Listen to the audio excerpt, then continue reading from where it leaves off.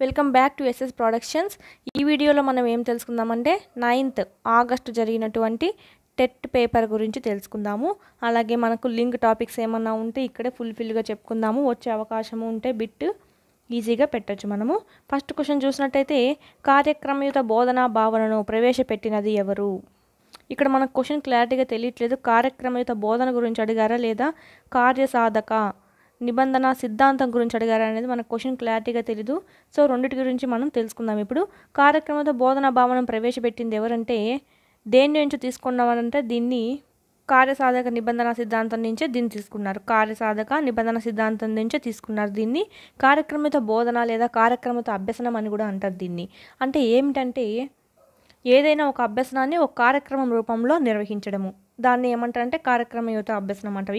ఈ అభ్యసనంలో ఏమేమి ఉంటాయంటే ఉపాధ్యాయుడు తాను బోధించాల్సిన అంశాలు ఉంటాయి కదా, వాటిని అనేక చట్టాలుగా విభజించి విద్యార్థులుగా అందజేస్తాడు. ఫ్రేమ్స్ అంటే చట్టాలుగా విభజించి విద్యార్థులకి అందజేస్తాడు. విద్యార్థులు ఏం చేస్తారంటే ఆ చట్టాలని వాళ్ళే సొంతంగా అభ్యసించుకుంటారు. ప్రశ్నలకు జవాబులు రాస్తారు, వాళ్ళే సరి చూసుకుంటారు. అంతా విద్యార్థి బేస్డ్ మీదే ఉంటుంది. ఇక్కడ ఉపాధ్యాయుడు ఓన్లీ చట్టాలు ప్రిపేర్ చేసి వాళ్ళకి అందడం మాత్రమే జరుగుతుంది. దీన్ని ఏమంటారంటే కార్యక్రమత అభ్యసనం లేదా కార్యక్రమత బోధన అంటారు. దీనివల్ల పిల్లవాడిలో ఏమేమి పెరుగుతాయంటే సెల్ఫ్ లెర్నింగ్, అంటే వాడే స్వీయంగా చదువుతాడు కాబట్టి, స్వీయంగా అభ్యసిస్తాడు కాబట్టి స్వీయ అభ్యసనం అనేది పెంపొందించవచ్చు. నెక్స్ట్ చూసినట్టయితే సెల్ఫ్ ఎవాల్యుయేషన్, స్వీయ మూల్యాంకనం, తనే రైట్ చేసుకుంటాడు, ఏవి రాంగ్ పోయాయా అని చూసుకుంటాడు, రాంగ్ అయినట్టు రెక్టిఫై చేసుకుంటాడు, మళ్ళీ చట్టాలు అనేటివి రిపీట్ చేసుకొని. నెక్స్ట్ చూసినట్టయితే పని చేయడం ద్వారా అభ్యసనం అనేది ఇందులో జరుగుతుంది. అంటే దీంట్లో ఫుల్ పాత్ర ఎవరిది ఉంటుందంటే విద్యార్థిదే ఉంటుంది, విద్యార్థి కేంద్రంగానే ఉంటుంది. అది దీనికి సంబంధించి ఇంపార్టెంట్ కార్యక్రమయుత బోధన లేదా కార్యక్రమయుత అభ్యసనం. ఇది మరి దీన్ని చూసినట్టయితే ఇక్కడ ఉపాధ్యాయుడు చేయాల్సిన పనిని ఏం చేస్తున్నాయి, బోధనకు సంబంధించి ఒక యంత్రం అనేది చేస్తుంది కాబట్టి దీన్ని ఏమంటారంటే బోధనా యంత్రము అని కూడా పిలుస్తారు. కార్యక్రమయుత అభ్యసనం లేదా కార్యక్రమయుత బోధనని ఏమని పిలుస్తారంటే బోధనా యంత్రం. మనకు బోధనా యంత్రం మొదటిసారిగా కనుగొంది ఎవరంటే జేఎల్ ప్రెస్సే. ఈయన బోధనా యంత్రాన్ని కనుగొన్నాడు. ఇది మనకు సంబంధించింది కార్యక్రమయుత బోధన లేదా కార్యక్రమయుత అభ్యసనంకి సంబంధించి. ఒకవేళ కార్యసాధక అభ్యసన సిద్ధాంతం గురించి తెలుసుకోవాలంటే ఇప్పుడు దాన్ని చూసినట్టయితే మనము కార్యసాధక నిబంధన సిద్ధాంతాన్ని ఏమని పిలుస్తారంటే కార్యసాధక నిబంధన సిద్ధాంతం. మనకు 3 ప్రయోగాలు అనేది బాగా గుర్తుంటాయి. ఒకటి కుక్క మీద చేసింది ఎలుక, నెక్స్ట్ పిల్లి. కుక్క మీద చేసింది అది ఏమిటంటే శాస్త్రీయ నిబంధన సిద్ధాంతం, పావులో అనే ఆయన చేశాడు ఇదంతా. నెక్స్ట్ ఇది చూసినట్టయితే కార్యసాధక నిబంధన సిద్ధాంతం ఒక ఎలకని ఒక స్కిన్నర్ బాక్స్లో పెడతాడు. ఆ స్కిన్నర్ తయారు చేసిందే కాబట్టి దాన్ని స్కిన్నర్ బాక్స్ అని అంటారు. బాక్స్లో పెట్టి ఎలక మీద ప్రయోగం చేయడము. పిల్లికి సంబంధించి చేసిన సిద్ధాంతం ఏంటంటే యత్నదోష అభ్యసన సిద్ధాంతము. కనుగొనింది ఎవరంటే టారన్ డైక్. ఈయన ఏమంటారంటే ఫాదర్ ఆఫ్ అనిమల్ సైకాలజీ అని కూడా అంటారు, అంటే జంతు విజ్ఞాన శాస్త్ర పితామహుడు అని కూడా అంటారు. దీంట్లో మనకి ఏమి ఇచ్చారంటే కార్యసాధక నిబంధన సిద్ధాంతం గురించి ఇక్కడ ఇవ్వడం జరిగింది. చాలా చాలా ఇంపార్టెంట్. ఈ మూడిట్లోంచి ఖచ్చితంగా ఒకటి ఇస్తారు. మరియు పరిశీలన అభ్యసనము, ఇంకా గెస్టాల్ట్ వాదులు చెప్పినటువంటి అంతర్దృష్టి అభ్యసనము, బ్రూనరు, వైగాట్స్కీ, చోమ్స్కీ, వీటన్నిటి నుంచి కూడా ఒకటి వచ్చే అవకాశం అయితే ఉంటుంది. నెక్స్ట్ దీని గురించి చూసుకున్నట్టయితే దేని మీద చేస్తారంటే ఎలుక మీద చేస్తాడు. ఎవరంటే బిఎఫ్ స్కిన్నర్. ఈ కార్యసాధక నిబంధన సిద్ధాంతాన్ని ఏమని పిలుస్తారంటే ఆర్ టైప్ థియరీ అని కూడా పిలుస్తారు. అంటే ఈ సిద్ధాంతంలో ఉద్దీపనకు పెద్దగా ఇంపార్టెన్స్ లేదు కాబట్టి ప్రతిస్పందన, అంటే ఎలుక ఇచ్చిన ప్రతిస్పందన వల్లే అది ఆహారం అనేది పొందుతుంది. అందువల్ల ఏమవుతుందంటే ఇది ఆర్ టైప్ థియరీ అని అంటాం, అంటే రెస్పాన్స్ టైప్ థియరీ. ఇలా అది ప్రతిస్పందన ఇచ్చినప్పుడు మాత్రమే దానికి పునర్బలం అనేది అందుతుంది, అంటే రీఎన్ఫోర్స్మెంట్. అందుకే దీన్ని ఏమంటారంటే ఆర్ఆర్ టైప్ థియరీ అని కూడా అంటారు. ఆర్ టైప్ థియరీ అంటారు, ఆర్ఆర్ టైప్ థియరీ అని కూడా అంటారు. తెలుగులో చూసుకున్నట్టయితే పునర్బల నిబంధనము లేదా ఆపరేషన్స్ థియరీ అని కూడా అంటారు. దీన్ని ఆపరేషన్స్ థియరీ అంటే ప్రచాలకాల సిద్ధాంతం లేదా ప్రచాలకాల నిబంధనం అని కూడా అంటారు. చాలా చాలా ఇంపార్టెంట్. ఆర్ టైప్ అని దేన్ని అంటారంటే కార్యసాధక. అదే ఎస్ టైప్ అంటే ఉద్దీపనకు ఎక్కువ ప్రాధాన్యత కలిగింది అంటే కుక్క ప్రయోగం ఉంది కదా, ఫస్ట్ది శాస్త్రీయ నిబంధన, దానికి ఎస్ టైప్ థియరీ అని అంటారు. నెక్స్ట్ చూసినట్టయితే ఇందులో ఇంకా ఏమేమంటారంటే ఒక పరికరాన్ని యూజ్ చేసి అంటే బిఎస్ స్కిన్నర్ అనే పరికరాన్ని స్కిన్నర్ బాక్స్ అనే పరికరాన్ని యూజ్ చేసి చెప్తున్నారు పరికరాత్మక నిబంధన సిద్ధాంతం అని కూడా దేని అంటారంటే దీన్ని అంటారు. ఇది మనకు దీనికి సంబంధించి ఫుల్ ఫెడ్జ్గా తెలుసుకున్నాము. నెక్స్ట్ చూసినట్టయితే మానసిక వయసు భావనను ప్రవేశపెట్టింది ఎవరంటే అంటే మెంటల్ ఏజ్ భావనను ప్రవేశపెట్టింది ఎవరు? బినే, ఆల్ఫర్డ్ బినే. ఈయన 1911లో చనిపోయాడు. ఇది మనకు సంబంధించి పియాజే పూర్వ ప్రచాలక దశ ఎన్ని సంవత్సరాల వరకు ఉంటుందంటే మనం చెప్పుకున్నాం ప్రీవియస్ వీడియోలో కూడా చెప్పుకున్నాము. పియాజే పూర్వ ప్రచాలక దశలోని అంతర్బుద్ధి గురించి ఇచ్చారు కదా, అప్పుడే చెప్పుకున్నాము ఫుల్ ఫెడ్జ్గా ప్రీవియస్ వీడియోలో చెప్పినట్టే వాడు క్వశ్చన్ అయితే ఇచ్చారు. ఆ వీడియో ఎవరైతే వింటారో ఈజీగా రాసేసి ఉంటారు. పూర్వ ప్రచాలక దశ ఎన్ని సంవత్సరాల వరకు ఉంటుందంటే 2 years నుంచి 7 years వరకు అనేది ఉంటుంది. ఇందులోనే మళ్ళీ సబ్ టాపిక్స్ ఉన్నాయి కదా, 2 నుంచి 4 years వరకు, 4 years నుంచి 7 years వరకు. ఇదేమవుతుందంటే పూర్వ భావనా దశ లేదా ప్రాక్ భావనా దశ. ఇదేమవుతుందంటే అంతర్బుద్ధి దశ. ఇది మనకు పూర్వ ప్రచాలక దశకు సంబంధించి. అలాగే ఫస్ట్ దశ ఏంటంటే ఇంద్రియ చాలక దశ లేదా జ్ఞానేంద్రియ చాలక దశ. ఇది ఏజ్ ఎంత ఉంటుంది? పుట్టినప్పటి నుంచి 2 years వరకు. ఇంకా సెకండ్ చూసుకుంటే పూర్వ ప్రచాలక దశ. ఇది ఎక్కడి నుంచి అంటే 2 years నుంచి 7 years వరకు. గుర్తుపెట్టుకునే 0 to 2, 2 to 7, 7 to 11, మళ్ళీ 11 పైబడిన వాళ్ళందరూ. అలాగే థర్డ్ దశ చూసుకున్నట్టయితే మూర్త ప్రచాలక. 7 నుంచి 11 years వరకు ఉన్న పిల్లవాళ్ళందరూ ఈ దశలో ఉన్నట్టు. నెక్స్ట్ అమూర్త ప్రచాలక చూసినట్టయితే 11 years పైబడిన పిల్లలందరూ ఈ దశలో ఉన్నట్టుగా గుర్తిస్తాడు మన పియాజే. ఇది మనకు పియాజేకి సంబంధించి. మనం ప్రీవియస్ వీడియోస్లో ఇంకా క్లారిటీగా చెప్పుకున్నాము. అంటే అహంక్రేందవాదం ఎక్కడెక్కడ ఉంటుంది, సర్వాత్మకవాదము అయింది. ప్రీవియస్ వీడియో విన్న వాళ్ళు ఉంటే డిస్క్రిప్షన్లో లింక్ ఇస్తాను, ఒకసారి వినండి, మీకు ఫర్దర్ ఎగ్జామ్స్కి చాలా యూజ్ అవుతుంది. నెక్స్ట్ చూసినట్టయితే స్వల్పకాలిక స్మృతి సమయము. మెయిన్ ఇక్కడ చూసినట్టయితే ఈ స్వల్పకాలిక శృతి ఎక్కడ వస్తుందంటే ధారణలో వస్తుంది. 3 రకాల శృతులు ఉంటాయి. అంటే ధారణ అంటే ఏంటి? మనం ఎన్కోడింగ్ ద్వారా నేర్చుకున్నది అంటే ఎన్కోడింగ్ ద్వారా మనం గ్రహించిన జ్ఞానం అనేది కొద్ది రోజుల పాటు నిల్వ చేసుకుంటాం. ఆ నిల్వ చేసుకునే దాన్ని ఏమంటారంటే ధారణ అని అంటాము. ఈ నిల్వ చేసుకోవడం కూడా ఒక రకంగా 3 types ఉన్నాయి. అది ఏంటంటే మరీ కొద్ది కాలమే నిల్వ చేసుకోవడము. మీకు క్లారిటీగా చెప్పాలంటే చూసినట్టయితే ధారణ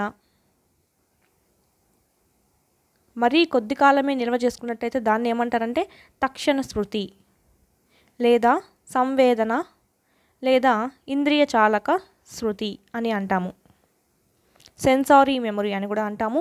ఇందులో ఏమవుతుందంటే ఒక వ్యక్తి అభ్యసించిన విషయము కేవలము 1 to 2 seconds మాత్రమే గుర్తుండే అవకాశం ఉంటుంది. ఇక్కడ దాన్నే ఏమంటారంటే తక్షణ స్మృతి లేదా సంవేదన స్మృతి లేదా ఇంద్రియ చాలక స్మృతి అని కూడా అంటాము. నెక్స్ట్ చూసినట్టయితే ఈడ దీనికి కారణం ఏంటంటే 1 to 2 seconds ఉండడానికి కారణం ఏంటంటే మనకు ఎక్కువసార్లు అభ్యాసం అనేది పడకపోవడం, అంటే రిహార్సల్స్ అంటే రిపీట్ చేయకపోవడము. ఆ చూసిన విషయాన్ని కానీ ఏదైనా గుర్తుపెట్టుకున్న విషయాన్ని కానీ లేదా విన్న నెంబర్స్ కానీ మనము రీహార్సల్స్ చేయకపోవడం వల్ల ఇలా జరుగుతుంది. అంటే 1 or 2 secondsలోనే మర్చిపోతాము. మీకు ఎగ్జాంపుల్ చూసినట్టయితే ఇప్పుడు ఎవరన్నా అన్నోన్ పర్సన్స్ అనేది వచ్చారు, ఇక్కడికి దారి ఇట్లా పోవాలి ఎలా పోవాలి అని అడిగితే మనం ఇలా పోవాలి అని చెప్తాము. అంతే, ఆ అబ్బాయి పాటికి వెళ్ళిపోతాడు, మనం మన పాటికి వెళ్ళిపోతాము. అంటే మనం గుర్తు తెచ్చుకోవాలనుకున్నా తన ఫేస్ కానీ తన మాటలు కానీ గుర్తుంటాయి, కానీ తన ఫేస్ కానీ ఎలాంటివి మనకు గుర్తుండవు. ఎందుకంటే మనం జస్ట్ 1 or 2 seconds మాత్రమే గుర్తుంటుంది తన ఫేస్ మనకి అనేది. అంటే అది దీన్ని ఏమంటే తక్షణ స్మృతి, అంటే వెంటనే మర్చిపోవడం. మనం 1 or 2 seconds వరకే గుర్తుంటుంది, మళ్ళీ మర్చిపోతాము. ఇలాగా 1 to 2 seconds ఉండే స్మృతిని ఏమంటారంటే తక్షణ స్మృతి అంటాము. నెక్స్ట్ సెకండ్ చూసినట్టయితే స్వల్పకాలిక. నెక్స్ట్ చూసినట్టయితే సెకండ్ది ఏమంటారంటే స్వల్పకాలిక స్మృతి లేదా తాత్కాలిక స్మృతి అని కూడా అంటారు. అంటే స్వల్పకాలం అంటే చాలా తక్కువ కాలంలోనే మర్చిపోవడము. తక్షణం అంటే తక్షణమే, అంటే 1 or 2 seconds తక్షణమే అని గుర్తుపెట్టుకోవచ్చు. స్వల్పకాలం అంటే దానికన్నా కొంచెం ఎక్కువ. స్వల్పకాలం అంటే కొద్దిగా కాలం పాటు గుర్తుండడము. అంటే తాత్కాలికం అన్నా కూడా కొద్ది కాలమే అని వస్తుంది. ఇలా మనం గుర్తుపెట్టుకున్నట్టయితే ఫస్ట్ది అయితే 1 to 2 seconds. ఇది చూసినట్టయితే సుమారు 20 నుంచి 30 seconds దాకా మనకు నిల్వ ఉంటుంది, అంటే మన స్మృతిలో నిల్వ ఉంటుంది. దాన్ని ఏమంటామంటే స్వల్పకాలిక స్మృతి. ఇదే మనకు దీని మీద క్వశ్చన్ అడిగారు, స్వల్పకాలిక స్మృతి ఎంతసేపు ఉంటుంది అని అడిగారు. 20 నుంచి 30 seconds వరకు అనేది ఉంటుంది. దీన్నే ఏమంటామంటే తాత్కాలిక స్మృతి అని అంటాము, లేదా షార్ట్ టర్మ్ మెమొరీ అని కూడా అంటాము. నెక్స్ట్ దీంట్లో ఇలాగా కొద్ది కాలం పాటే ఉండడానికి రీజన్ ఏంటంటే, మనం ఫస్ట్లో ఏం చెప్పుకున్నాము, రిహార్సల్స్ అనేది అసలు పడకపోవడమే ఈ తక్షణ స్మృతికి కారణము. నెక్స్ట్ దీంట్లో చూసినట్టయితే స్వల్పంగా గుర్తుండడానికి ఏంటంటే రివిజన్స్, అంటే రిహార్సల్ అనేది ఒకసారి పడడము, అంటే single rehearsals, single maintenance rehearsals, అంటే సింగిల్గానే రిహార్సల్స్ అనేవి వేస్తాం. సో కొంచెం సేపు మాత్రమే గుర్తుంటుంది. ఈ ఎగ్జాంపుల్ చూసుకున్నట్టయితే మనం ఎగ్జామ్కి వెళ్ళినప్పుడు హాల్ టికెట్ నెంబర్ చూసుకుంటాం కదా, అంటే బోర్డులో చూసుకోవడము, ఏ రూమ్లో పడిందో చూసుకోవడము, బెంచ్కి పోయి కూర్చుంటాము, ఎగ్జామ్ రాసేస్తాము. మళ్ళీ మరుసటి రోజు మళ్ళీ ఇంకొక ఎగ్జామ్కి పోయినప్పుడు వేరే ఫీల్డ్ది అప్పటికల్లా మర్చిపోయింటాము. అలాగా కొద్ది కాలం మాత్రమే గుర్తుండడము, అంటే ఆ ఎగ్జామ్ రాసిన సేపు గుర్తుంటుంది. అలాగే సినిమా హాల్లో సీట్ టికెట్స్, సినిమా ఉన్నంత వరకు మనకు ఏదో అట్లా అలా గుర్తుంటుంది. మళ్ళీ సినిమా అయిపోయి వచ్చేసినాక మరుసటి రోజుకి ఏమవుతుందంటే మనం మర్చిపోతాము. దీన్ని ఏమంటామంటే స్వల్పకాలిక స్మృతి అని అంటాము. నెక్స్ట్ థర్డ్ చూసుకున్నట్టయితే లాస్ట్ వన్, దీర్ఘకాలిక స్మృతి. దీన్నే ఏమంటారంటే శాశ్వత స్మృతి. దీర్ఘం అంటే ఏంటి, చాలా ఎక్కువ కాలం, అంటే శాశ్వతంగా ఉండిపోతుంది ఈ స్మృతి అనేది. లాంగ్ టర్మ్ మెమొరీ అని కూడా అంటారు, లేదా పర్మనెంట్ మెమొరీ అని కూడా అంటారు. ఇది చూసినట్టయితే మనకి అభ్యసించిన విషయం అనేది ఎప్పుడు అవసరం వస్తే అప్పుడు గుర్తొచ్చేస్తూ ఉంటుంది, మనం గుర్తు తెచ్చుకున్నప్పుడల్లా. దాన్ని ఏమంటామంటే దీర్ఘకాలిక స్మృతి, శాశ్వత స్మృతి అని అంటాము. నెక్స్ట్ చూసినట్టయితే చాలా ఇంపార్టెంట్ ఏంటంటే దీంట్లో ఈ దీర్ఘకాలిక స్మృతిలోనే రకాలు అనేటివి ఉన్నాయి. ఏంటివంటే వ్యక్త లేదా ప్రకటిత స్మృతి. ఈ పక్క చూసినట్టయితే అవ్యక్త లేదా అంతర్గత స్మృతి. మళ్ళా చూసినట్టయితే దీంట్లో కూడా మనకి ఇంకొక రకాలు ఉన్నాయి. దీంట్లో కూడా 2 రకాలు అనేటివి ఉంటాయి. ఉపాఖ్యాన స్మృతి అని. ఇది చాలా డీప్గా అడగాలంటే మనకి ఇవి అడిగే అవకాశం ఉంది. అంత డీప్గా మనకి ఇప్పుడైతే అడగరు, కానీ ఎస్ఏ వాళ్ళకి అడిగే అవకాశం అయితే ఉంటుంది. అర్ధ సంబంధ స్మృతి. దీన్ని ఏమంటారంటే ఉపాఖ్యాన స్మృతిని ఏమంటారంటే వ్యక్తిగత సమాచారము, అంటే ఎగ్జాంపుల్ చూసుకున్నట్టయితే మన వ్యక్తిగత సమాచారము అంతా గుర్తుండడం దేని కిందికి వస్తుందంటే ఉపాఖ్యాన స్మృతి కిందికి వస్తుంది. అంటే ఏంటంటే పర్సనల్ ఇన్ఫర్మేషన్, అంటే మన పేరు కానీ, మన మదర్ నేము, మన ఫాదర్ నేము, మన డేట్ ఆఫ్ బర్త్, ఈరోజు ఏం రోజు వెన్స్డేనా, అంటే మన పుట్టింది ఏ రోజు, అవన్నీ గుర్తుంటాయి కదా. అవన్నీ ఏంటంటే మన వ్యక్తిగత సమాచారము. ఈ వ్యక్తిగత సమాచారం అంతా మనం గుర్తుపెట్టుకోవడము ఏమవుతుందంటే ఉపాఖ్యాన స్మృతి. చిన్నప్పటి నుంచి మన నేమ్ రాయమంటే ఎక్కడైనా సరే మన నేమ్ రాసేయడము, అలాంటివి ఏమవుతాయంటే ఉపాఖ్యాన స్మృతి అవుతుంది. నెక్స్ట్ ఈ వ్యక్త స్మృతిలోనే ఇంకో రకం ఏంటంటే అర్థ సంబంధ స్మృతి. అర్థ సంబంధ స్మృతి అంటే సాధారణ సమాచారాన్ని మనము గుర్తుపెట్టుకోవడము. అంటే ఎగ్జాంపుల్ చూసినట్టయితే మన దేశం ఏంటంటే ఇండియా అంటాము, క్యాపిటల్ ఏంటంటే ఢిల్లీ. ఇలాంటివన్నీ సాధారణం, అంటే ఎవరు నేర్చుకున్నా సేమ్ ఆన్సరే ఉంటుంది. అలాంటివన్నీ ఏమంటారంటే అర్ధ సంబంధ స్మృతి. ఇవి సాధారణ ఇన్ఫర్మేషన్, ఇదే వ్యక్తిగత సమాచారం అనేది కాదు, అందరికీ వర్తించేది. నెక్స్ట్ చూసినట్టయితే దీర్ఘకాలిక స్మృతిలో 2వ టైప్ ఏం చెప్పామంటే అవ్యక్త లేదా అంతర్గత స్మృతి. ఇది ఏం చేస్తుందంటే దీన్ని ఏంటంటే ఒకసారి నేర్చుకుంది మనం జీవితాంతం అనేది గుర్తుండిపోతుంది. అంటే జీవితాంతము అంతర్గతాన్ని గుర్తుపెట్టుకోండి, మన జీవితాంతము గుర్తుండిపోతుంది. ఎలాంటివంటే సైకిల్ నేర్చుకోవడము, స్విమ్మింగ్ నేర్చుకోవడము, ఒకసారి నేర్చుకుంటే మనకి జీవితాంతం గుర్తుండిపోతుంది. ఇలాంటివన్నీ ఏమంటామంటే అవ్యక్త లేదా అంతర్గత స్మృతి అనేది అంటాము. నెక్స్ట్ ఈ అంతర్గత స్మృతిలోనే ఇంకొక రకం, ఒకే రకం ఉంది. ఏంటంటే విధానాత్మక స్మృతి, ప్రాసెసల్ మెమొరీ అని అంటాము. ఏంటివంటే విధానాత్మక అంటే విధానం, రోజు ఒక విధానంగా చేసేటివి అని గుర్తుపెట్టుకోవచ్చు. విధానాత్మక అంటే ఏంటివంటే బ్రష్ చేయడము, తల దువ్వుకోవడము, అలవాటుగా ఉన్నటువంటి ఏదైనా ప్లేయింగ్ ఇన్స్ట్రుమెంట్ అనేది మనకి ఇష్టమైంది వాయించుకోవడము, సైకిల్ తొక్కడము రోజు, అలాంటిదంతా ఏమవుతుందంటే విధానాత్మక స్మృతి కిందికి వస్తుంది. ఇక్కడ ఇంకొక రకంగా అడిగే అవకాశం ఏంటంటే బ్రష్ చేయడము, తల దువ్వుకోవడము లాంటివి ఏ స్మృతి కిందికి ఎగ్జాంపుల్గా వస్తాయంటే విధానాత్మక స్మృతి. ఇవి న్యాచురల్గా గుర్తుండిపోతాయి ఎవరికైనా. నెక్స్ట్ ఇంకో చాలా చాలా ఇంపార్టెంట్ ఏంటంటే అమ్మీషియా ఉంది కదా. గతంని ఒక యాక్సిడెంట్ ద్వారానో దేని ద్వారానో లేక న్యూరల్ ప్రాబ్లం వల్లనో గతంని ఏం చేస్తామంటే క్రమక్రమంగా మర్చిపోతూ ఉంటాం, దాన్ని అమ్మీషియా అంటాము. ఈ అమ్మీషియాకు గురైన వారికి ఏమేమి ఏ స్మృతిలో ఉంటారు, అంటే ఏ స్మృతి అనేది వాళ్ళకి గుర్తుంటుంది అని చూసినట్టయితే విధానాత్మక స్మృతి. విధానాత్మక శృతి చాలా చాలా ఇంపార్టెంట్. చూసినట్టయితే వాళ్ళ సొంత పేర్లు కానీ ఊర్లు కానీ మర్చిపోయే అవకాశం ఉంది. అంటే ఉపాఖ్యాన స్మృతిని మర్చిపోతారు. మన దేశం ఇండియా అని, ఢిల్లీ అని, ఏ దేశం నువ్వు ఏ ఊరు అన్నా కూడా అది కూడా మర్చిపోయే అవకాశం ఉంది. కానీ ఈ విధానాత్మక శృతిని మాత్రం మర్చిపోయే అవకాశం లేదు. ఏంటంటే వాళ్ళకు ఎంత పెద్ద యాక్సిడెంట్ అయ్యి ఎంత మైండ్ పోయినా కూడా బ్రష్ చేయడము, ఒకవేళ వాళ్ళ ఫ్యూచర్లో సైకిల్ కానీ వచ్చి ఉంటే తొక్కడము, సైకిల్ తొక్కడము, ఇంకా చూసినట్టయితే తల దువ్వుకోవడము, ఇలాంటివన్నీ వాళ్ళు మర్చిపోరు. దీన్నే ఏమంటారంటే విధానాత్మక స్మృతి. అమ్మీషియా గురైన వ్యక్తుల్లో ఏ స్మృతి అనేది ఉంటుందంటే విధానాత్మక స్మృతి. చాలా చాలా చాలా ఇంపార్టెంట్ మనకి. నెక్స్ట్ చూసినట్టయితే మనకి ఇది కూడా వచ్చినట్టుంది ఎగ్జామ్లో. నెక్స్ట్ ఏంటంటే యాక్సిడెంట్ వల్ల గతాన్ని మరచిపోయి కొత్త జీవనం ప్రారంభించడం. ఇది ఏమిటి అంటే అందరూ అమ్మీషియా అనుకుంటారు, కాదు, ఫ్యూజ్ అనేది దీన్ని అంటారు. ఎందుకంటే అమ్మీషియాకు ఫ్యూజ్కి డిఫరెన్స్ చూసుకున్నట్టయితే అమ్మీషియా అంటే ఏం చెప్పాము, వీళ్ళు యాక్సిడెంట్ కానీ ఏదన్నా అయి ఉంటుంది అంటే మైండ్లో కొంచెం ఏదన్నా న్యూరాన్స్ ప్రాబ్లం వల్ల కానీ గతాన్ని కొంచెం కొంచెంగా మర్చిపోవడం జరుగుతుంది. అంటే చిన్న చిన్నగా కొంచెం కొంచెంగా, మొత్తం ఒకేసారిగా మర్చిపోరు, చిన్న చిన్నగా మర్చిపోవడం అనేది జరుగుతుంది. ఫ్యూగులో అలా కాదు, ఒకసారిగా యాక్సిడెంట్ జరిగిందంటే ఒక్కసారిగా మొత్తం మర్చిపోవడం అనేది జరుగుతుంది. ఇంకెప్పుడైనా అలాంటి యాక్సిడెంట్ జరిగిందంటే, అలాంటి దెబ్బ కానీ తగిలిందంటే మళ్ళీ గుర్తొచ్చే అవకాశం అయితే ఉంటుంది. కానీ అమ్మీషియాలో అలాంటి ఫెసిలిటీ అనేది ఉండదు. ఇది అమ్మీషియాకి ఫ్యూజ్కి డిఫరెన్స్. మనకి ఏమడిగారు, వీళ్ళు ఫ్యూజ్ వాళ్ళు ఏం చేస్తారంటే వాళ్ళకి ఏది కానీ గుర్తుండదు కాబట్టి వాళ్ళు మళ్ళీ కొత్త పేరు పెట్టుకొని కొత్త జీవనం అనేది సాగిస్తారు. అందుకే ఏమంటామంటే ఇక్కడ గతాన్ని మర్చిపోయి కొత్త జీవనం సాగించడం అని వచ్చిందంటే ఫ్యూజ్నే పెట్టాలి. లేదా యాక్సిడెంట్ అవ్వడం వల్ల ఒక పిల్లవాడు గతాన్ని కొంచెం కొంచెంగా మర్చిపోవడం జరిగింది. ఇది ఏ రకమైన, అది ఏమంటారంటే ఏ రకమైనదంటే అమ్మీషియా అని చెప్పాలి. ఇది మనకు ఫ్యూజ్కి అమ్మీషియాకు ఉన్న డిఫరెన్స్. మనకి ఎగ్జామ్లో వచ్చిన దానికైతే ఆన్సర్ ఏమవుతుందంటే ఫ్యూజ్ అనేది అవుతుంది. నెక్స్ట్ మనం చూసినట్టయితే పరిసరవాదులు కానివారు ఎవరు అని అడిగారు. మనం ప్రీవియస్ వీడియోస్లో చెప్పాము. ప్రీవియస్ వీడియో ఎవరైతే చూసింటారో వాళ్ళు ఖచ్చితంగా ఆన్సర్ అనేది పెట్టింటారు. మనం ఇక్కడ అనువంశికతవాదులు అని చెప్పుకున్నాము, పరిసరవాదులు ఎవరు అని చెప్పుకున్నాము, అనువంశికవాదులు పరిసరవాదులు ఎవరు అనేది చెప్పుకున్నాము. మా ప్రీవియస్ వీడియోస్లో ఉన్నది. నెక్స్ట్ చూసినట్టయితే విద్యార్థి కేంద్రీకృత పద్ధతి కానిది. ఇంకా ఆప్షన్స్ బట్టి చూసుకోవాలి. విద్యార్థికి ఇంపార్టెన్స్ ఇచ్చాక ఏది ఉందో అది విద్యార్థి కేంద్రీకృతం అవుతుంది. విద్యార్థునికి కాక ఉపాధ్యాయుడి పాత్రకి ఎక్కువ ఇంపార్టెన్స్ ఇచ్చేది ఉందంటే అది విద్యార్థి కేంద్రీకృత పద్ధతి కానట్టుగా ఉంటుంది. అది ఆప్షన్స్ బట్టి మనము చదువుకోవాల్సి వస్తుంది.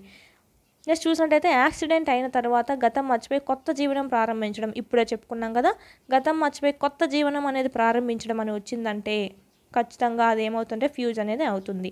లేదా గతము చిన్న చిన్నగా మర్చిపోవడం జరిగింది అని వచ్చిందంటే ఏమవుతుందంటే అమ్మీషియా అనేది అవుతుంది రైట్ ఆన్సర్.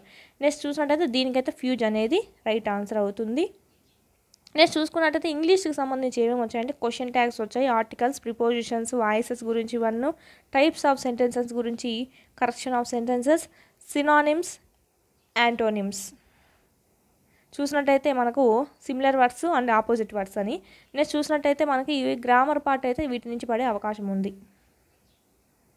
తెలిసిందే కదా మా క్వశ్చన్ ట్యాగ్స్ అంటే ఏంటివంటే ఈ డజ్ ఎక్సెట్రా ఎక్సెట్రా ఏదో ఇచ్చాడు అనుకోని దీని క్వశ్చన్ ట్యాగ్ ఏమవుతుంది, డజంట్ హీ అనేది అవుతుంది.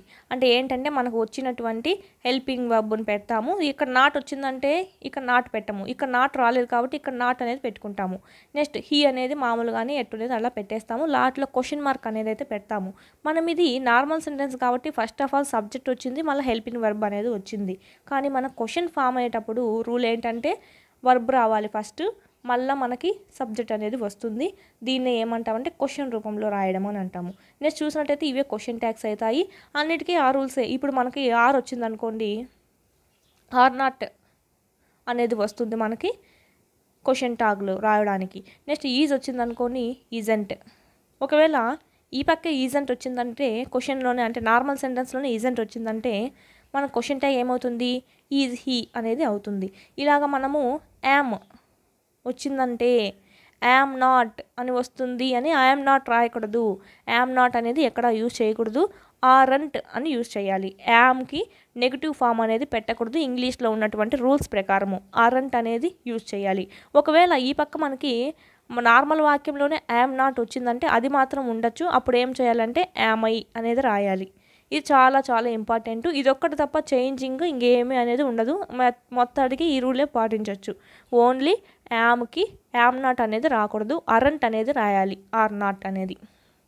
ఒకవేళ ఈ పక్క యామ్ నాట్ వచ్చిందంటే ఇక్కడేమో యామ్ ఐ అనేది రాయొచ్చు. యామ్కి నాట్ అనేది చేర్చకూడదు. ఇది ఒక రూల్ క్వశ్చన్ ట్యాగ్స్లో. ఇది ఒక్కటి కన్ఫ్యూజన్ కానీ ఇంకేం మనకి ఇదంతా నార్మల్గానే వెళ్ళిపోతుంది. నెక్స్ట్ చూసుకున్నట్టయితే మనము sin 60 cos 60 plus cos 60 sin 30 value ఎంత? మనం ప్రీవియస్ వీడియోస్లో బాక్స్ వేసి మరి చెప్పుకున్నాము సైన్ వాల్యూస్ కాస్ వాల్యూస్ ఎలా చేంజ్ చేయాలనేది. ఇక్కడ మళ్ళీ మనం చూసుకున్నట్టయితే ఇంకోసారి ఫస్ట్ ఆఫ్ ఆల్ బాక్స్ చూసుకున్నట్టయితే 0 degrees 30 degrees 45 degrees 60 degrees and 90 degrees. ఇక్కడ చూసుకున్నట్టయితే సైన్కి ఏమొస్తుందంటే 0 degreesలో 0 వస్తుంది, 1/2 1/√2 √3/2 ఇక్కడ 1 వస్తుంది. ఇక్కడ కాస్లో చూసుకున్నట్టయితే ఈ 1 అనేది ఇక్కడికి రిపీట్ అవుతుంది, ఈ 0 అనేది లాస్ట్కి వెళ్ళిపోతుంది. నెక్స్ట్ అంతే ఇక్కడ క్రాస్ √3/2 1/2 అనేది ఇక్కడ 1/2 మళ్ళీ దీనికి ఈక్వల్గానే 1/√2 అనేది వస్తుంది. ఇది మనకు వాల్యూస్. ఒకసారి కాస్ సైన్ 60 వాల్యూ చూసుకోవాలంటే ఏం చేయాలి? సైన్ చూసుకున్నాము, 60 ఎక్కడ ఉంది? ఇక్కడ ఉంది. దీనికి హారిజంటల్గా ఏముందంటే √3/2. సో ఇప్పుడు సైన్ 60 వాల్యూ ఏమవుతుందంటే √3/2. ఇక్కడ మనకి పక్కన గ్యాప్ ఉందంటే ఇంటూ వేసుకోవాలి, ఇంటూ అని అర్థము, ప్లస్ అవన్నీ కాదు. cos 60 ఇంటూ cos 30 అని సైన్ 60 ఇంటూ cos 30 అని అక్కడ అర్థము. నెక్స్ట్ కాస్ వాల్యూ చూసుకున్నట్టయితే cos 30 ఏముంది? √3/2 ప్లస్ cos 60 వాల్యూ చూసుకోమంటున్నారు. ఇప్పుడు √3/2 వచ్చింది మనకి ఇంటూ √3/2. ఇప్పుడు cos 60 వాల్యూ చూసుకున్నట్టయితే cos 60 వాల్యూ ఎంత వచ్చిందంటే half into sin 30 value half. Same ఇచ్చారు చూడండి, సేమ్గా వచ్చాయి. ఇది చూసుకున్నట్టయితే √3/2 ఇంటూ √3/2 ప్లస్ 1/2 ఇంటూ 1/2. √3/2 రెండు √3/2 ఉన్నాయి కాబట్టి మనం హోల్ స్క్వేర్ వేసుకుంటాము. స్క్వేర్ √2 క్యాన్సిల్ అయిపోతే 3 అనేది మిగులుతుంది. 2 2 జా ఎంత అవుతుంది? 4 ప్లస్ 1 1 జా ఏమవుతుంది? 1 2 2 జా 4. ఇక్కడ ఏం మిగిలినాయి? 3/4 ప్లస్ 1/4. ఇప్పుడు వీటికి ఎల్సిఎం చూసుకున్నట్టయితే మనకు 4 అనేది అవుతుంది. చూసుకున్నట్టయితే 3 + 1 అంటే 4/1 4/4 = 1. ఆన్సర్ ఏమవుతుందంటే వీటికి 1 అనేది అవుతుంది.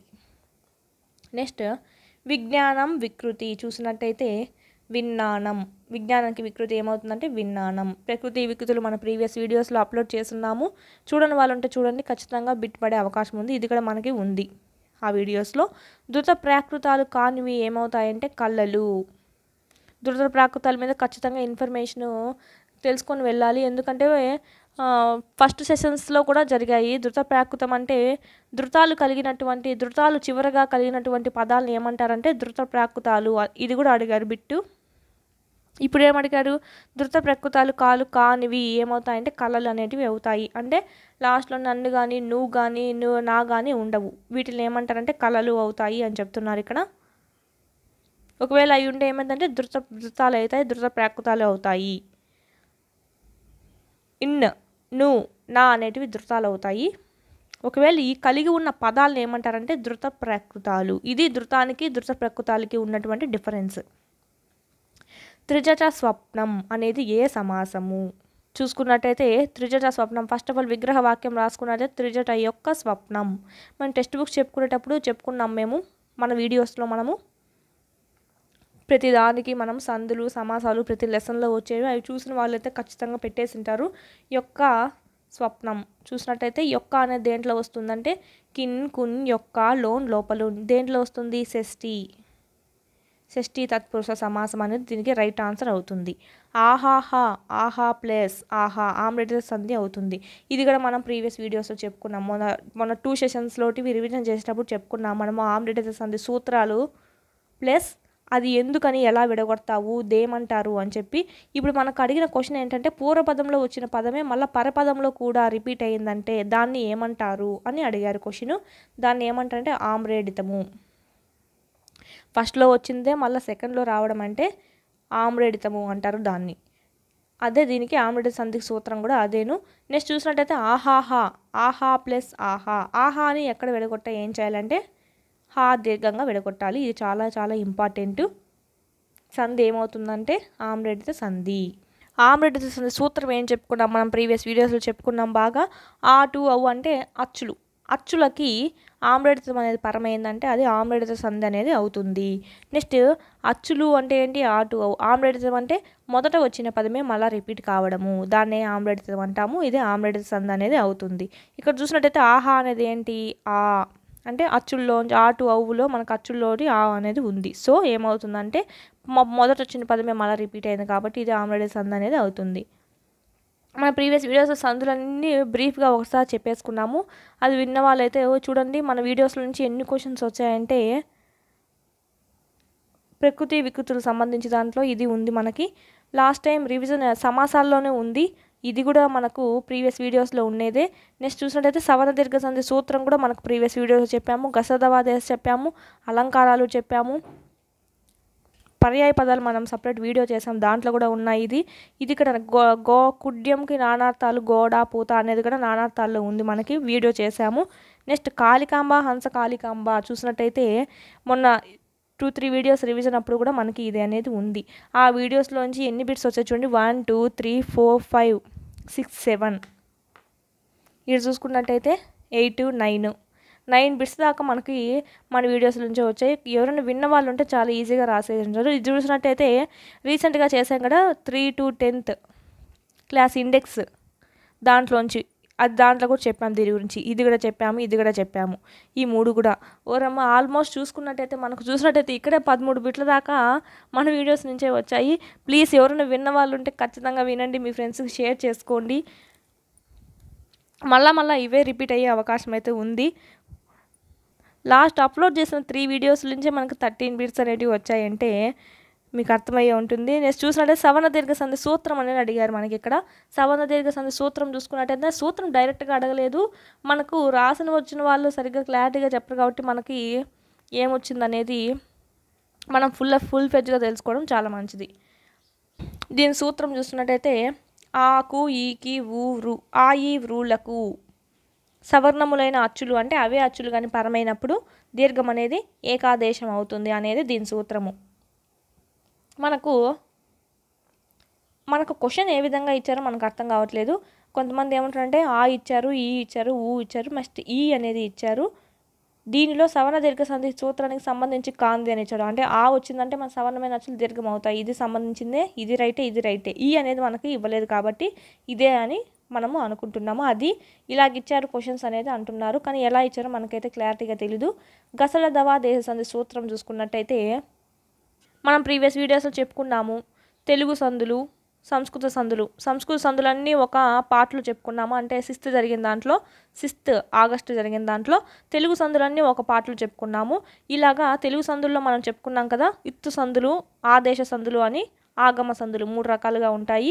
ఈ ఆదేశ సందుల్లో ఏదంటే గసడ దవా దేశ సంధి, గసడ దవా దేశ సంధి. నెక్స్ట్ చూసినట్టయితే అందుకే ఇది ఆదేశాన్ని చూడండి, గసడ దవా అనేది, గసడ దవలు అనేటివి ఆదేశంగా చేరడము, అదే గసడ దవా దేశ సంధి. ఇది సూత్రం చూసుకున్నట్టయితే మనకు 2 సూత్రాలు అనేవి ఉన్నాయి దీనికి. ప్రథమము మీది, పరుషాలకు గసడ దవలు ఆదేశంగా రావడము. చూసినట్టయితే ప్రథమలు అంటే ఏంటివంటే డూము, ఊలు. మన ప్రీవియస్ వీడియోస్లో బాగా చెప్పాము, ఎగ్జాంపుల్తో సహా చెప్పాము. ఒకవేళ వినని వాళ్ళు ఉంటే అది వినండి, మీకు క్లారిటీ వచ్చేస్తుంది. డూము, ఊ కానీ లేదా ఒక పదానికి చివర ఊ కానీ ఉండడము ఇలా వచ్చాయంటే దానికి ప్లస్గా ఏం రావాలంటే దానికి ఏమి కలపవచ్చంటే ఏమి రావాలంటే పరపదంలో కాచాట తపలు కానీ వచ్చాయంటే అవి ఏమవుతాయని చెప్తున్నారు. గా సా, చాకి సా, గసడ దవా, తా బదులు దా, పా బదులు వా అనేటివి వచ్చాయంటే గసడ దవా దేశ సంధి అవుతుంది అని చెప్తున్నాము. నెక్స్ట్ చూసినట్టయితే సెకండ్ సూత్రం, దీనికే సెకండ్ సూత్రం ఏముందంటే ద్వంద్వ సమాసం. ద్వంద్వ సమాసాలన్నీ మనకి ఏమవుతాయంటే గసడ దవా దేశ సంధులు అవుతాయి. ద్వంద్వం రావాలి ప్లస్ కచట తపలు అనేటివి గసడ దవలు అనేటివి అవుతాయి. తల్లిదండ్రులు, తల్లి ప్లస్ తండ్రి. చూసినట్టయితే తల్లి తండ్రులు అనేటి ఏంటి ద్వంద్వ సమాసం కిందికి వస్తాయి. తా అనేది మనకి దాగా మారుతుంది. ఇలా ఏమవుతుందంటే గసర దవా దేశంద్ అనేది అవుతుంది. ఇది దాని సూత్రము. మన ప్రీవియస్ వీడియోస్లో ఇంకా క్లారిటీగా ఉంది. అంటే ఎగ్జాంపుల్తో సహా చెప్పాం కాబట్టి అది ఇంకా బాగా అర్థమవుతుంది. ఒకసారి చూడని వాళ్ళు ఉంటే దాన్ని రివిజన్ చేసుకోండి. నెక్స్ట్ అలంకారాలు కూడా మనం ప్రీవియస్ చెప్పాము వీడియోస్లో, ఈ 3 డేస్లో పెట్టిన వీడియోస్లోనే. నృత్యాన్ని ప్రాసాలంకారము అంటే నృత్య అంటే ఏమని చెప్పామంటే మళ్ళీ మళ్ళీ ఒక హల్లు మళ్ళీ మళ్ళీ రిపీట్ అవ్వడాన్నే నృత్యాన్ని ప్రాసాలంకారం అని చెప్పచ్చు మనము. నెక్స్ట్ చూసినట్టయితే వాడు పులి ఏ అలంకారము, చాలా చాలా ఇంపార్టెంట్. వాడు పులి ఏ అలంకారము. చూసినట్టయితే మనం అలంకారాల్లో చెప్పుకున్నాము. ఉపమేయము ఉపమానం ఏంటి ఇక్కడ? ఉపమానం అంటే పులి, అంటే పులితో పోలుస్తున్నారు వాడిని. వాడు అనేది ఉపమేయం అవుతుంది. పులికి వాడికి తేడా ఉన్నప్పటికీ తేడా లేనట్టు చెప్తున్నారు. అంటే వాడికి పులికి తేడా ఉంది, అదొక జంతువు, వీడొక మనిషి. వీళ్ళిద్దరి మధ్య తేడా ఉన్నప్పటికీ తేడా లేదని చెప్తున్నారు. అంటే వాడు పులి అంటే అంత ధైర్యవంతుడు అని చెప్తున్నాడు. ఇలాగా తేడా ఉన్నప్పటికీ తేడా లేకుండా చెప్పడాన్ని ఏమంటామంటే రూపక అలంకారము అని అంటాము. ఇది ఏ అలంకారం అవుతుందంటే రూపక అలంకారం అనేది అవుతుంది. మన ప్రీవియస్ వీడియోస్లో ఇంకా బాగా ఎగ్జాంపుల్స్ చెప్పాము. ఒకసారి విన్న వాళ్ళంటే వినండి. వెల్లదీకి పర్యాయ పదాలు చూసినట్టయితే స్త్రీ, ఇంతి, కాంత, రామ, పొల్లతి అనేటివి పర్యాయ పదాలు అవుతాయి. మనకు ఆప్షన్లో చూసుకొని ఏవైతే సెట్ అయ్యాయో అవి పెట్టుకోవాలి. ఇంకా 25th చూసినట్టయితే కుడ్యంకి నానార్థాలు. చూసినట్టయితే కుడ్యం అంటే గోడ అని కూడా వస్తుంది, పూత అని కూడా అర్థం వస్తుంది. ఇక్కడ ఇవి వెలదీకి పర్యాయ పదాలు అడిగారు. పర్యాయ పదాలు అంటే ఏంటివంటే దానికి సమాన అర్థం అనేది కలిగి ఉంటాయి. అంటే వెలదీకి సమాన అర్థాలు కలిగినవి ఇవన్నీ. ఇక్కడ కుడ్యంకి నానార్థాలు అంటే నానా అంటే ఏంటి? చాలా. అర్థాలు అంటే చాలా అర్థాలు, అంటే చాలా రకాల అర్థాలు రావడము. కుడ్యం అంటే గోడ వస్తుంది ఒకసారి సెంటెన్స్లో యూజ్ చేస్తే, ఇంకొక పరిస్థితిలో యూజ్ చేసినప్పుడు సెంటెన్స్లో పూత అనే అర్థం కూడా వస్తుంది. ఇవి దీనికి ఈ రెండు దీనికి సమాన అర్థాలు అనేటివి కాదు, కానీ దీనికి అర్థాలు అనేటివి అవుతాయి. ఇలాగా సమాన అర్థాలు కాని వాటిని ఏమంటారంటే అనేక రకాల అర్థాలు ఇచ్చే వాటిని ఏమంటారంటే నానార్థాలు. ఇది నానార్థాలకి పర్యాయ పదాలకి ఉన్నటువంటి డిఫరెన్స్. ఇది కూడా మన ప్రీవియస్ వీడియోలో చెప్పుకున్నాం, లాస్ట్ 3 days వీడియోస్లో. కాళికాంబ, హంస కాళికాంబ మకుటంగల పద్యాలు ఏవంటే పోతులూరి వీరబ్రహ్మం అనే ఆయన రాశారు ఈ కాళికాంబ, హంస కాళికాంబ మకుటం కలిగినటువంటి శతకాన్ని.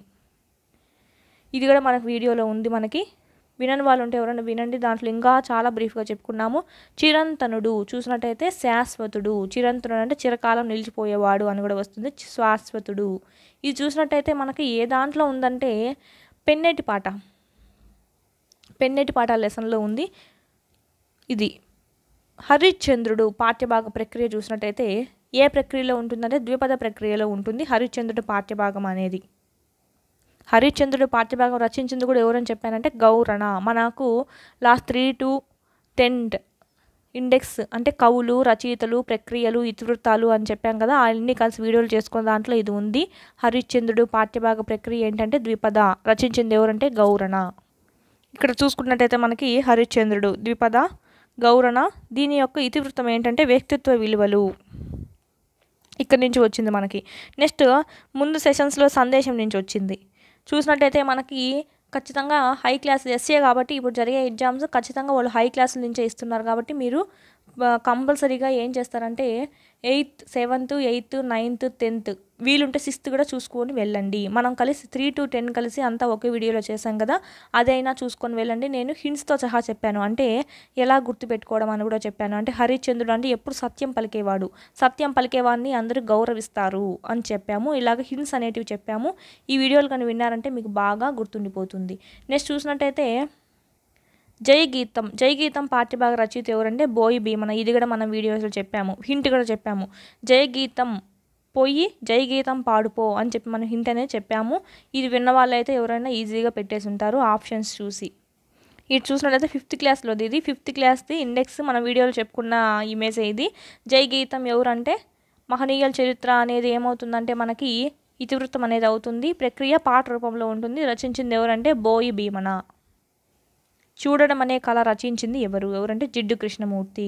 చూడడం అనే కళ నీకు రావాలంటే ముందు నీకుండే జిడ్డు అనేది వదలాలి అని చెప్పాను కదా. హింట్ మనము 10th క్లాస్, 10th 9th క్లాస్లోనే ఉంది ఇది. సరే 9th క్లాస్లో ఉంది ఇది.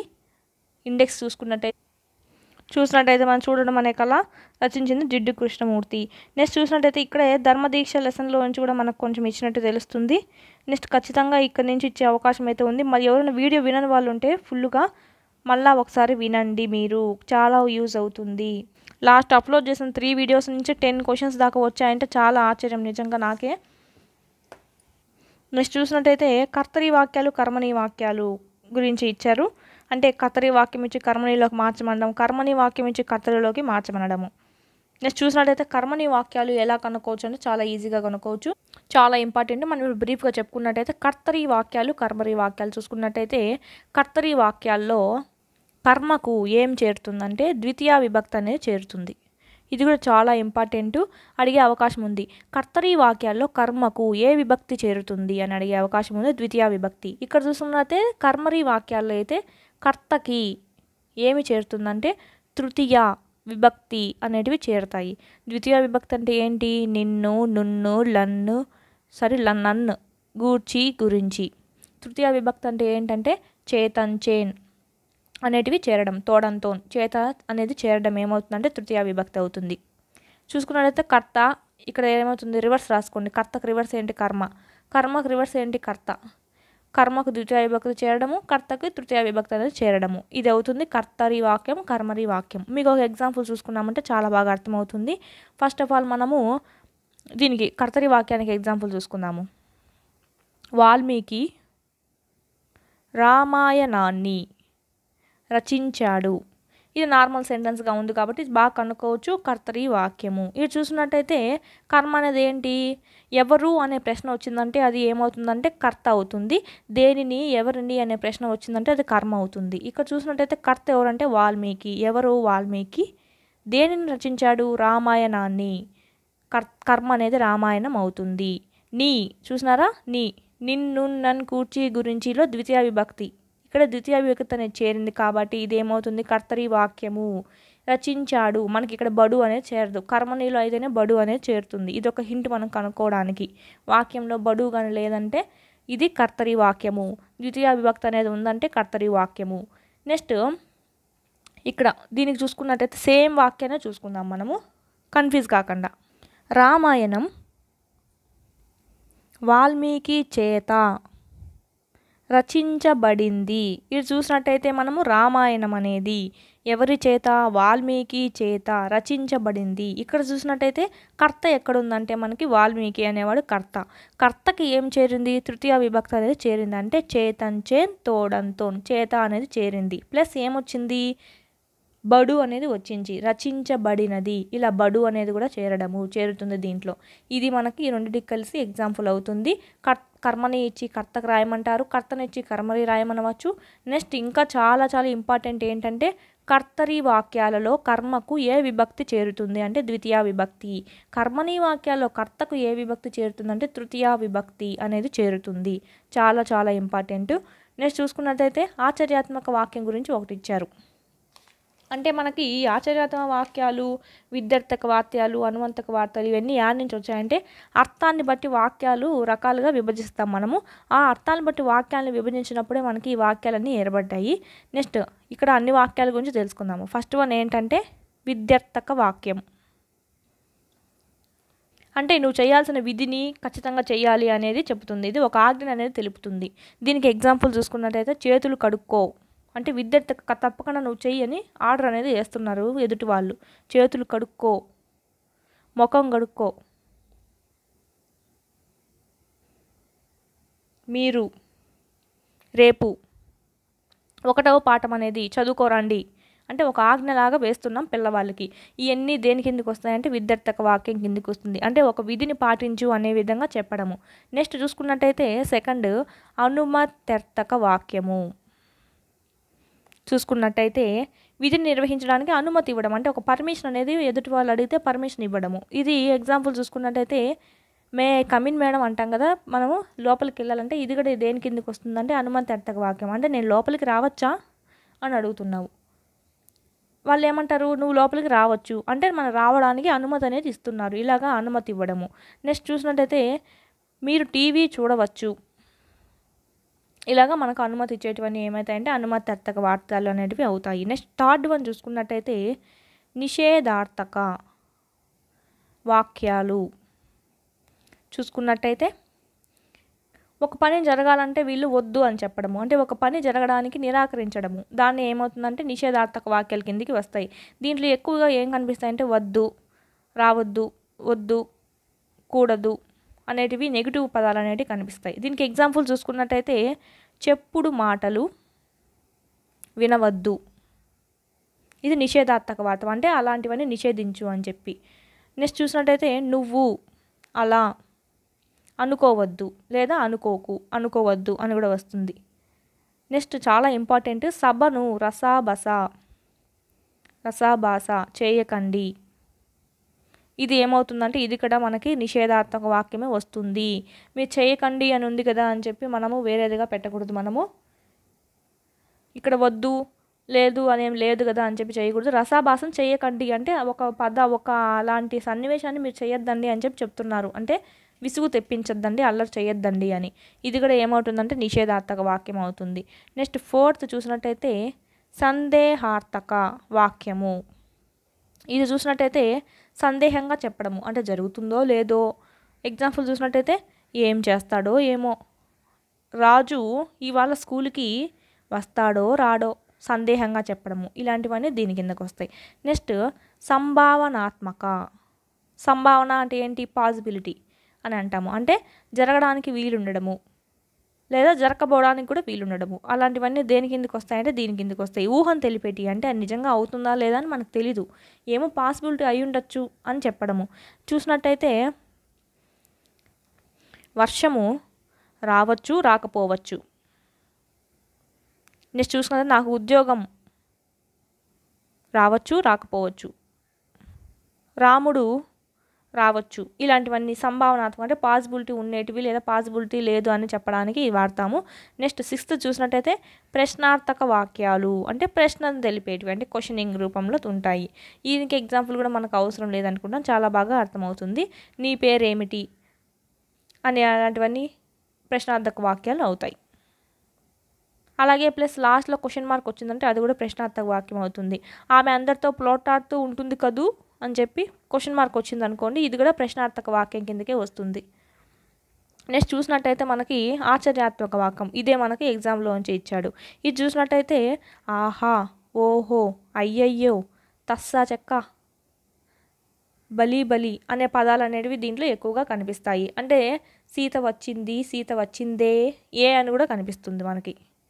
లాస్ట్లో సెంటెన్స్లో లాస్ట్లో ఏ అనేది చేరడం కూడా మనము దీంట్లో చూడవచ్చు.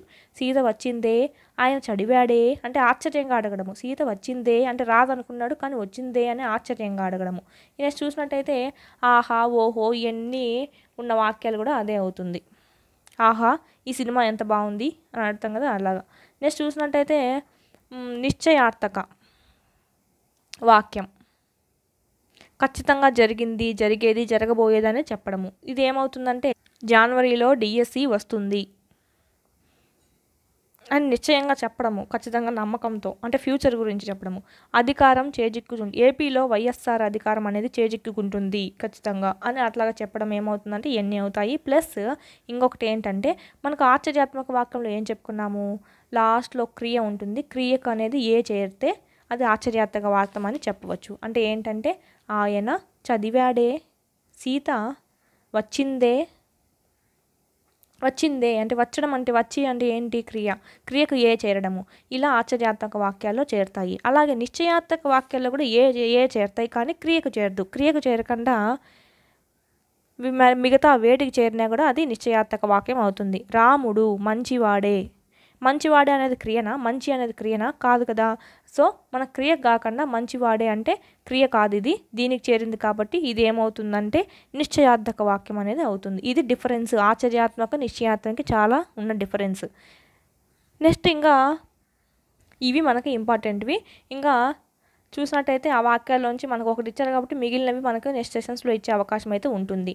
అవ్యయభావ సమాసము మనము ప్రీవియస్ వీడియోస్లో కూడా చెప్పుకున్నాము. అవ్యవాలు ఏమంటారంటే అను, యథ ఇలాంటివన్నీ అవయవాలు అవుతాయి. అను దినం అంటే దినం దినం అనుదినం అనేటివి అవుతాయి. ప్రతిదినం, దినం దినం, ప్రతిదినం, యథావిధి, యథాశక్తి ఇలాంటివన్నీ ఏమవుతాయంటే అవ్యయీభావ సమాసం అనేది అవుతుంది. నెక్స్ట్ ఖగం చూసినట్టయితే మీనింగ్ ఏంటంటే పక్షి. ఖగం అంటే పక్షి. ఖగేంద్ర మనకి అమ్మ కోసం లెసన్లో వచ్చింది. గరుత్మంతుడి గురించి లెసన్ వచ్చింది కదా. వాళ్ళ అమ్మ దాస్యం అనేది తొలగించడానికి పాములకు అమృతం అనేది తెచ్చిస్తాడు. ఆ లెసన్స్లో ఎక్కువ పడ్డాయి ఇవే మనకి. ఖగేంద్ర అంటే ఎవరంటే ఖగులలో అంటే పక్షులలో శ్రేష్టమైన వాడు ఎవరంటే గరుత్మంతుడు అనేది కూడా మనకు ఉత్పత్తార్థం అనేది అవుతుంది. ఖగేంద్ర, ఖగము అంటే పక్షి. అలాగే నెక్స్ట్ చూసినట్టయితే ఇంకా పీతాంబరుడు చూసినట్టయితే పచ్చనైనటువంటి దుస్తులు కలవాడిని పీతాంబరుడు అంటారు. నెక్స్ట్ దీనికి అర్థం ఏంటంటే విష్ణుమూర్తి. ఉత్పత్తార్థం రాయమంటే ఇది రాయాలి. ఒకవేళ సమాసం అడిగినారంటే కలవాడు కలది వచ్చింది కాబట్టి బహువ్రీకి సమాసం అనేది అవుతుంది. ఇది మనము బహువ్రీకి సమాసానికి సంబంధించి కూడా మనం ప్రీవియస్ వీడియోస్లో చెప్పుకున్నాము. విన్న వాళ్ళు అంటే వినండి. సాధన ప్రేరణ భావనను మొదలుపెట్టింది ఎవరు? సాధన ప్రేరణ అంటే ఏం చెప్పాము? ఉన్నతమైన లక్ష్యానికి మనల్ని చేరదీసే మానసిక స్థితియే సాధనా ప్రేరణ అని చెప్పాము. మనకు ప్రీవియస్ 2-3 డేస్లో జరిగిన దాంట్లో అయితే సాధనా ప్రేరణ డెఫినేషన్ అనేది వచ్చింది. సేమ్ ఇదే వచ్చింది. ఈరోజు ఏమడిగారంటే నిన్నటి సెషన్లో మా భావనను మొదలు పెట్టింది ఎవరు అని అడిగారు. చూసినట్టయితే మీకు ఒక హింట్ కూడా చెప్తాను, దీనికి గుర్తుపెట్టుకునేది ఎలాగో. దీనికి ఆన్సర్ ఏమవుతుందంటే DC మెక్లీల్యాండ్ మరియు అట్కిన్సన్ వీరిద్దరు ప్రవేశపెట్టారు. దీనికి సంబంధించి దీన్ని ప్రవేశపెట్టారు. మీకు ఇప్పుడు హింట్ కావాలంటే సాధన అనే అమ్మాయి అటక ఎక్కింది అనుకోండి, అట్కిన్సన్లో అటక అని గుర్తుపెట్టుకోండి. మెక్కి అంటే అటక ఎక్కి మెక్కింది అని గుర్తుపెట్టుకోవచ్చు మనము హింట్ కోసం కావాలంటే. నెక్స్ట్ ఈ సాధనా ప్రేరణ అనేది కనుగొనడానికి వ్యక్తుల్లో CIE పరీక్ష అనేది ఒకరు కనుగొన్నారు.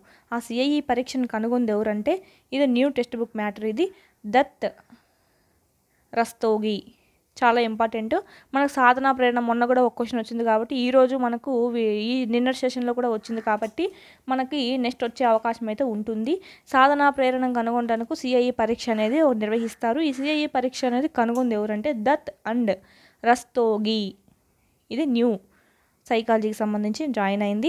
నెక్స్ట్ చూసుకున్నట్టయితే బదలాయింపు సిద్ధాంతాలు చూసుకున్నట్టయితే సిద్ధాంతాలు కాదు బదలాయింపులు, అనుకూల బదలాయింపు, ప్రతికూల బదలాయింపు గురించి ఇచ్చారు మనకి. ఇప్పుడు ఫుల్ ఫెడ్జ్గా చూసుకుందాము బదలాయింపుల గురించి. అభ్యసన బదలాయింపుల రకాలే ఇవి. అభ్యసన బదలాయింపులు లేదా శిక్షణ బదలాయింపు అని కూడా అంటారు. ఈ అభ్యసన బదలాయింపు, శిక్షణ బదలాయింపులో రకాలు ఏమేమి రకాలు ఉన్నాయంటే 4 రకాలు ఉన్నాయి. అవి ఏంటివంటే అనుకూల బదలాయింపు, ప్రతికూల బదలాయింపు, శూన్య బదలాయింపు, ద్విపార్శ్వ బదలాయింపు. ఇంకొకటి 5 రకాలు ఉన్నాయి దీంట్లో, ఏకపార్శ్వ బదలాయింపు. ఇప్పుడు మనము ఒక్కొక్కటిగా చూసుకున్నట్టయితే అనుకూల బదలాయింపు అని దేన్ని అంటారంటే ఒక విషయం నేర్చుకొని ఉన్నాం మనము, ఆ నేర్చుకున్న దాని జ్ఞానము వేరొక విషయం నేర్చుకోవడానికి మనకు దోహదపడతాయి అంటే సాయం కానీ పడిందంటే దాన్ని అనుకూల బదలాయింపు. ఇక్కడ నేర్చుకుంది మనకు ఇక్కడ ఏమైంది యూజ్ అయింది అంటే మనకు అనుకూలమైంది, సో అనుకూల బదలాయింపు. ఇలా దీన్ని అనుకుంటాం మనము. ఎగ్జాంపుల్ చూసినట్టయితే గణిత శాస్త్రం అంటే మ్యాథ్స్ అభ్యసించిన వాడు ఫిజిక్స్ అభ్యసించడం ఈజీ. ఎందుకంటే మ్యాథ్స్లో ఉండేటువంటి ఫార్ములాస్ అనేటివి ఫిజిక్స్లో మనకు యూజ్ కావడము, అంటే మ్యాథ్స్లో ఉన్న ఫార్ములాస్ ఫిజిక్స్లో యూజ్ కావడం అంటే ఏంటి, ఇక్కడ ఉండే అభ్యసనం మనకి ఏమైందంటే ఫిజిక్స్ చదవడానికి అభ్యసనంలో మనకు అనుకూలంగా పూర్తయింది, అంటే అనుకూలంగా దోహదపడింది. దీన్ని ఏమంటారంటే మనకి అనుకూల బదలాయింపు అంటాము, అంటే యూజ్ అయిందంటే. ఇక్కడ ఒకవేళ యూజ్ కాకుండా ఈ విషయం అనేది మనకు ముందు నేర్చుకున్న జ్ఞానం అనేది ఇంకొక విషయం నేర్చుకోవడంలో మనకు ఆటంకం అనేది కలిగిస్తూ ఉంటే దాన్ని ఏమంటారంటే ప్రతికూల బదలాయింపు అని అంటాము. నేను ఎగ్జాంపుల్ చూసుకున్నట్టయితే ఎగ్జాంపుల్ చూస్తే కానీ మనకు అర్థం కాదు. చూసినట్టయితే చైల్డ్ అనే పదానికి మనం ప్లూరల్ రాయండి అంటే చైల్డ్స్ అని రాయడం, అంటే సింగులర్ అయితే ఎస్ రాదు, ప్లూరల్ అయితే ఎస్ వస్తుంది అనే రూల్ తీసుకొని వాడు ఇక్కడ ముందు నేర్చుకున్న జ్ఞానాన్ని నెక్స్ట్ నేర్చుకునే వాటికి కూడా అన్వయించాడు, అంటే రాంగ్ అయింది, మనకు అలా అవరోధం అనేది కలిగించింది. అందుకే దీన్ని ఏమంటారంటే ప్రతికూల బదలాయింపు. ఇంకొక ఎగ్జాంపుల్ చూసుకున్నట్టయితే తెలుగు నేర్చుకున్న వ్యక్తి ఇంగ్లీష్ నేర్చుకోవడం, అంటే తెలుగు ఇంగ్లీష్ వేరు సబ్జెక్టులు, ఈ సబ్జెక్టులు నేర్చుకునేటప్పుడు ఒకటి అవరోధాన్ని కలిగించడము. నెక్స్ట్ చూసినట్టయితే కారు నడిపే వ్యక్తి విమానం నడపడము. కారు నడిపే వాళ్ళకి విమానం నడపడం చాలా కష్టము. ఎందుకంటే కారు నడపడంలో గేర్లు అన్నీ వేరేగా ఉంటాయి, నడిపే స్టీరింగ్ కానీ అన్నీ. కానీ విమానంలో కూడా పార్ట్స్ అనేటివి వేరేగా ఉంటాయి. ఇలాగా ఇక్కడ నేర్చుకున్న జ్ఞానం ఇక్కడ మాత్రం మనకు అవరోధం కలిగించడము, ప్రతికూల బదలాయింపు అనేది అవుతుంది. నెక్స్ట్ థర్డ్ చూసినట్టయితే శూన్య బదలాయింపు. అంటే ఒక విషయంలో నేర్చుకున్న జ్ఞానం ఇంకో విషయం నేర్చుకోండి ఎలాంటి విషయంలోనూ దోహదపడదు. అంటే 0% కూడా మనకి దోహదం అనేది పడదు. దాన్ని ఏమంటారంటే శూన్య బదలాయింపు. ఈ ఎగ్జాంపుల్ చూసుకున్నట్టయితే చదువులో రాణించడము, అంటే చదువులో రాణించిన వాడు ఆటల్లో రాణించలేకపోవడము. చదువు అనేది వేరే కేటగిరీ, ఆటలు అనేది వేరే కేటగిరీ కిందకి వస్తుంది. అసలు దీనికి సంబంధం అనేది లేదు. దీన్ని ఏమంటారంటే శూన్య బదలాయింపు. ఇలా సంబంధం ఉండి మనం అవరోధం కలిగించినంటే ప్రతికూల బదలాయింపు అవుతుంది. మనకు సంబంధం ఉండి దోహదపడిందంటే అనుకూల అవుతుంది. అసలు ఎలాంటి యూజ్ అనేది లేదు, ఒక కేటగిరీ వేరు ఈ కేటగిరీ వేరు అనేది చూసుకున్నట్టయితే అది శూన్య బదలాయింపు అనేది అవుతుంది. నెక్స్ట్ ఏముందంటే మనకి ద్విపార్శ్వ బదలాయింపు. ద్విపార్శ్వ బదలాయింపు చూసినట్టయితే ఒక చేత్తో చేయగలిగింది వేరొక చేత్తో కూడా చేయగలగడము. ద్విపార్శ్వ అంటే 2 భాగాలతో చేయగలడము. అంటే 2 చేతులు అని గుర్తుపెట్టుకోండి. ఈ చేత్తో చేయగలిగింది ఈ చేత్తో కూడా చేయడము. అంటే ఎడమ చేత్తో విసిరినటువంటి బాణాన్ని కుడి చేత్తో కూడా విసరగలగడము. ఎవరు? అర్జునుడు 2 చేతులతోనూ బాణాలు అనేది విసురుతాడు. ఎడమ చేత్తో విసరడము, కుడి చేత్తో విసరడం. దీనికి తనకి ఏమి ఉన్నట్టు అంటే ద్విపార్శ్వ బదలాయింపు అనేది తనలో జరిగినట్టుగా గుర్తించాలి. నెక్స్ట్ చూసినట్టయితే ఏకపార్శ్వ బదలాయింపు. అంటే ఒక సైడే అని గుర్తుపెట్టుకోండి, ఒక చెయ్యి అని గుర్తుపెట్టుకోండి. మనకి ఒక చేత్తో చేసింది అదే కాలుతో చేయడము, కుడి చేత్తో చేసింది కుడి కాలుతో చేయడము, ఎడం కాలుతో చేసింది ఎడం చేత్తో చేయడము. ఇలాంటివన్నీ ఏమైతే ఒక సైడ్కి సంబంధించినట్టు, అంటే ఒక పార్ట్కి ఏకపార్శ్వ అంటే ఒక భాగమే అని గుర్తుపెట్టుకోండి. ఇది చూసినట్టయితే ఇలాంటివన్నీ దేనికి ఎందుకు వస్తాయి? ఏకపార్శ్వ బదలాయింపు. దీనికి ఎగ్జాంపుల్ చూసినట్టయితే కుడి చేత్తో బాలు విసలగలిగిన వ్యక్తి కుడి కాలుతో కూడా బాలును తన్నగలగడం. ఇది ఏమవుతుందంటే ఏకపార్శ్వ బదలాయింపు అనేది అవుతుంది. ఇవి మనకి బదలాయింపులు 5 రకాలు. అడిగే అవకాశం అయితే ఉంది. ప్రతికూల శూన్య కాడ కన్ఫ్యూజ్ అయ్యే అవకాశం ఉంది, కన్ఫ్యూజ్ అయితే కావద్దు. నెక్స్ట్ చూసినట్టయితే రక్షక తంత్రాలు చాలా చాలా ఇంపార్టెంట్. ఒకటి అనేది ఖచ్చితంగా వస్తుంది. ఈ సెక్షన్లో ఏమొచ్చిందంటే విస్థాపనం అనేది వచ్చింది. ఇక్కడ తా అనేది ఆత రావద్దు, ఈత రావాలి. విస్థాపన అనేది వచ్చింది. విస్థాపన అంటే ఏంటంటే వి అంటే విత్త అని గుర్తుపెట్టుకోండి. అత్త మీద కోపం దుత్త మీద చూపడం, అత్త అని గుర్తుపెట్టుకోండి. విత్త అత్త, మనకి హింట్ కోసం చెప్తున్నాను. విస్థాపనం విత్త అత్త మీద కోపం దుత్త మీద చూపించడము. అంటే మనకు ఎగ్జామ్లో వచ్చిన క్వశ్చన్ ఏంటంటే ప్రధాన ఉపాధ్యాయుడు అరిచాడు. ఈ ఉపాధ్యాయుడు ఏం చేశాడంటే ఆ కోపాన్ని పిల్లల మీద చూపించాడు. అంటే ఉపాధ్యాయుడికి నార్మల్గా కోపం ఉంది ఎవరి మీద అంటే ఉపాధ్యాయుడి మీద. కానీ ఉపాధ్యాయుడి మీద చూపించకుండా, అంటే హెడ్ మాస్టర్ మీద చూపించకుండా పిల్లల మీద చూపించడం. అంటే అత్త మీద కోపము దుత్త మీద చూపించడం, ఒకరి మీద కోపం ఇంకొకరి మీద చూపించడం.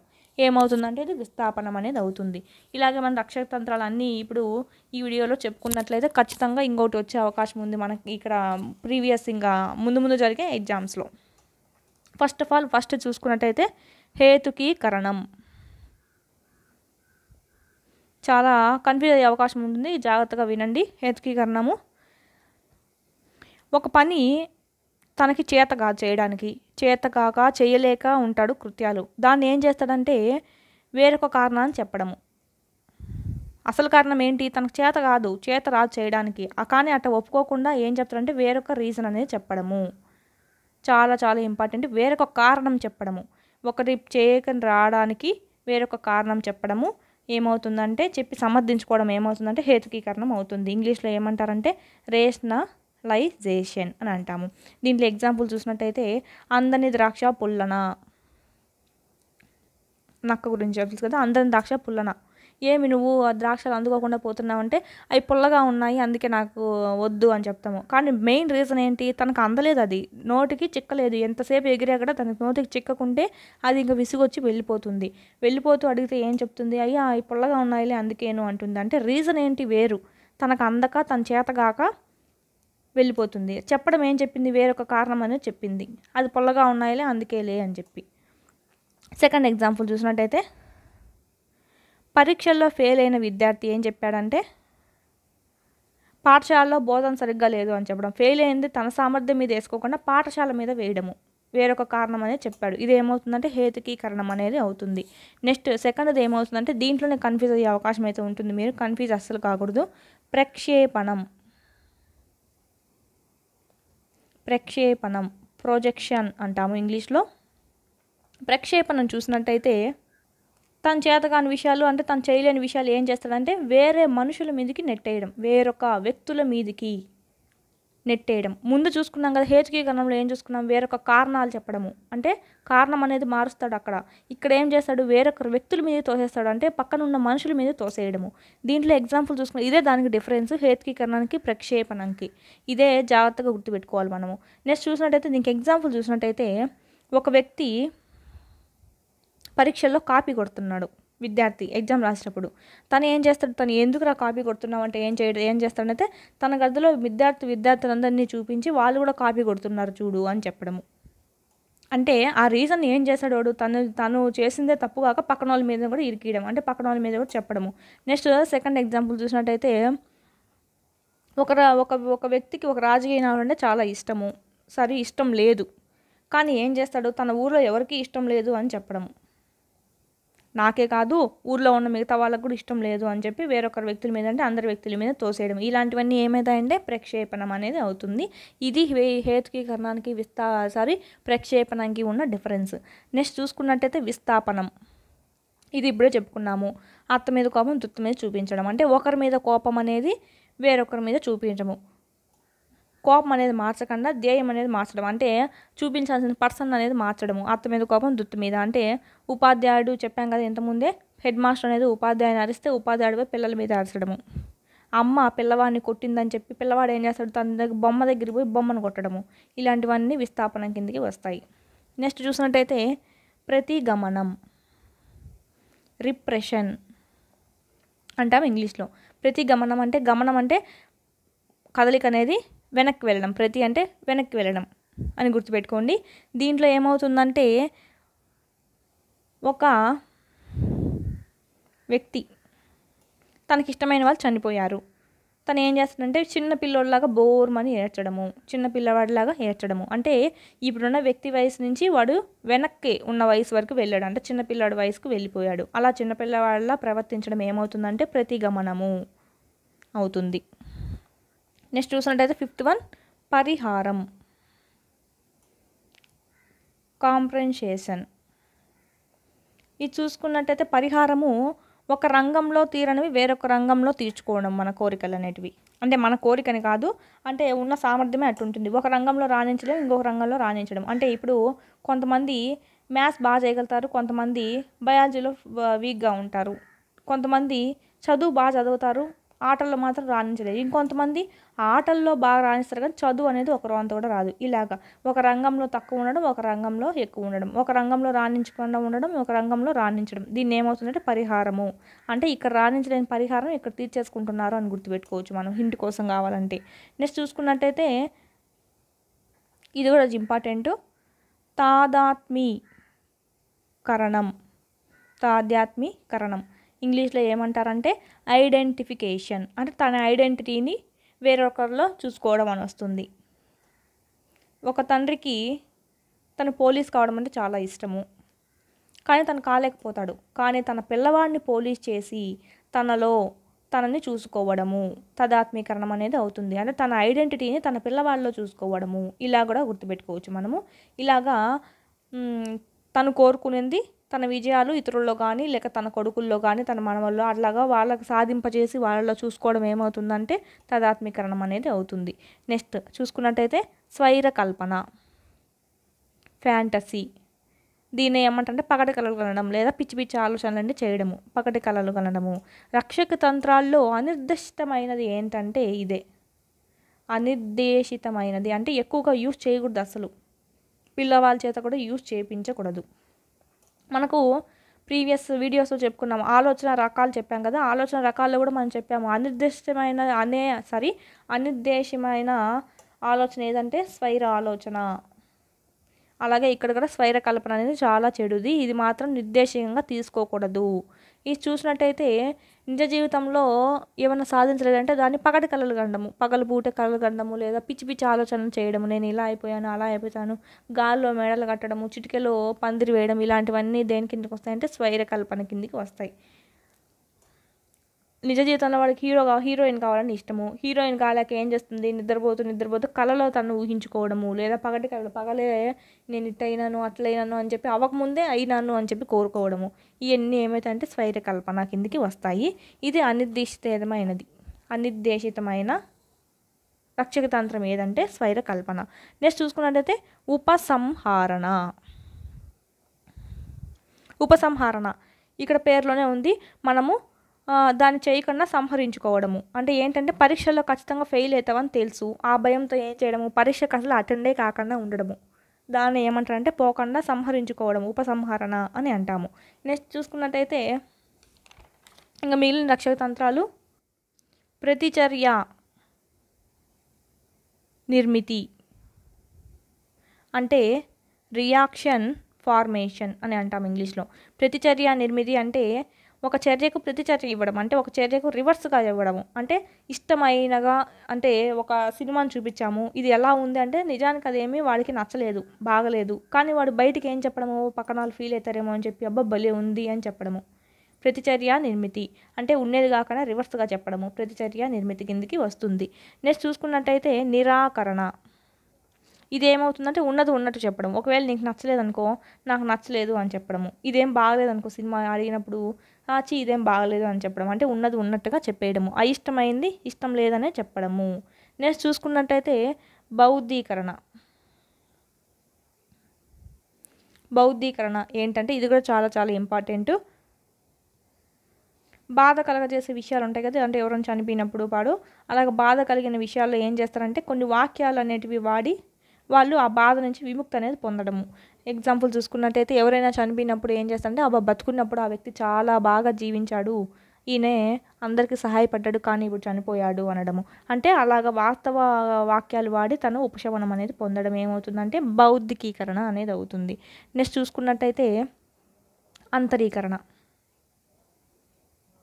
ఇది చూసుకున్నట్టయితే ఏదైనా సంఘర్షణ అనేది ఎదురవుతుంది, అంటే ఒకదానికి అడ్జస్ట్ అవ్వాల్సి వస్తుంది. ఆ సంఘర్షణ అనేది ఎదుర్కోలేక దాన్ని ఎదుర్కొనే సామర్థ్యం అనేది లేక దాంతో రాజీ పడిపోతాం.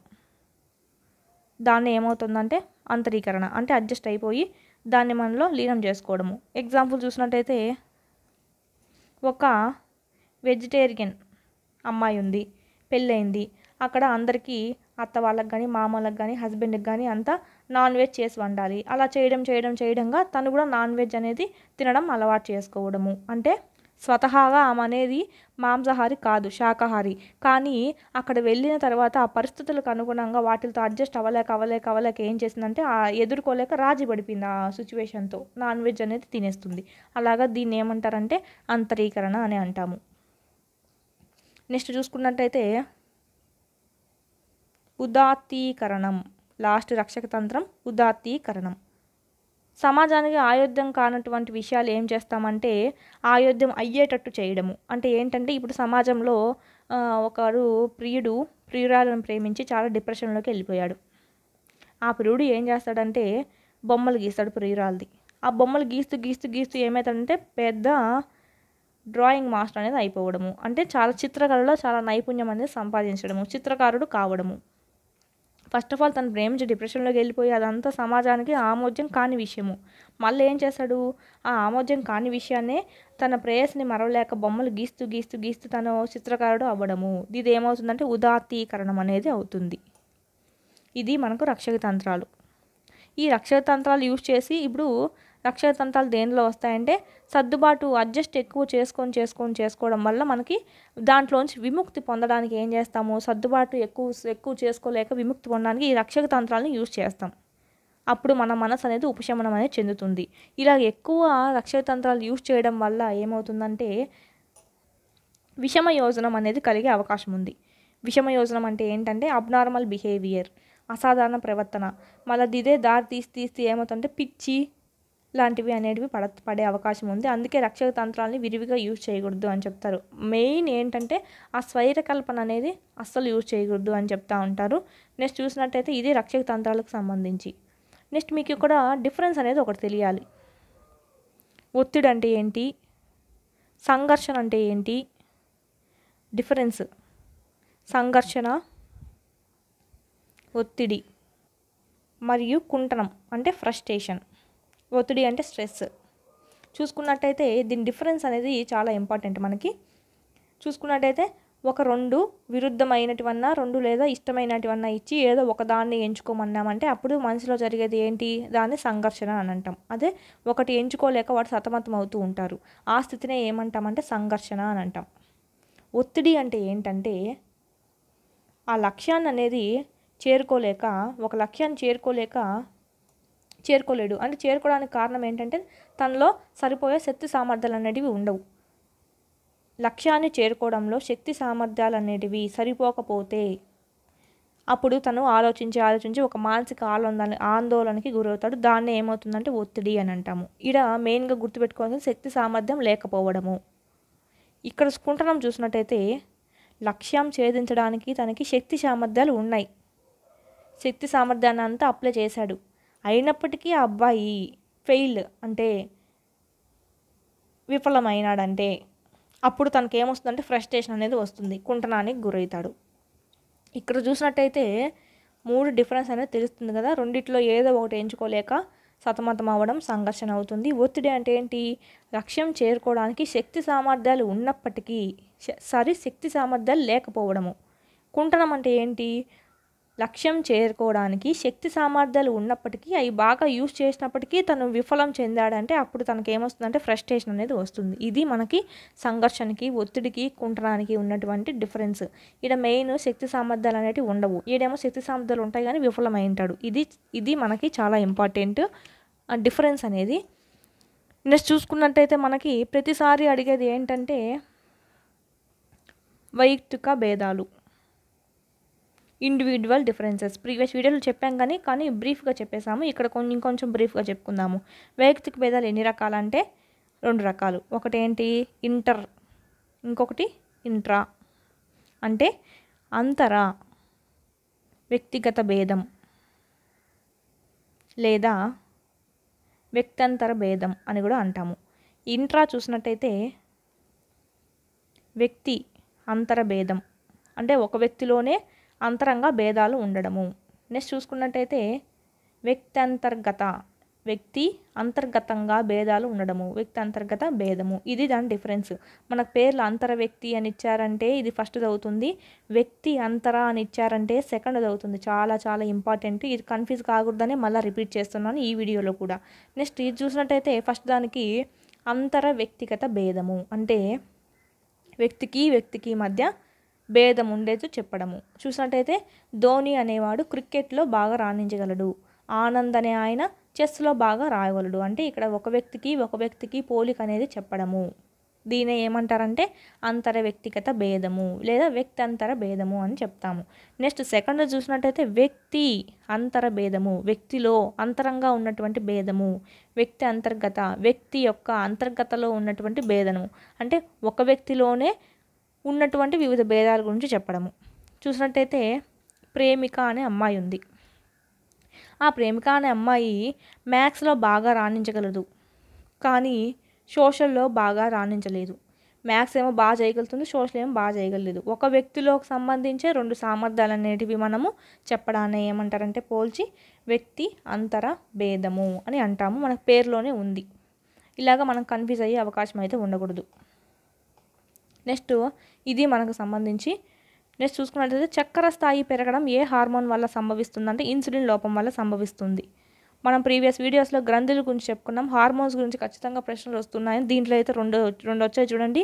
మనం వీటి గురించి కూడా చెప్పుకున్నాము. చక్కెర స్థాయి నియంత్రణ అనేది దేని కంట్రోల్లో ఉంటుందంటే ఇన్సులిన్ కంట్రోల్లో ఉంటుంది.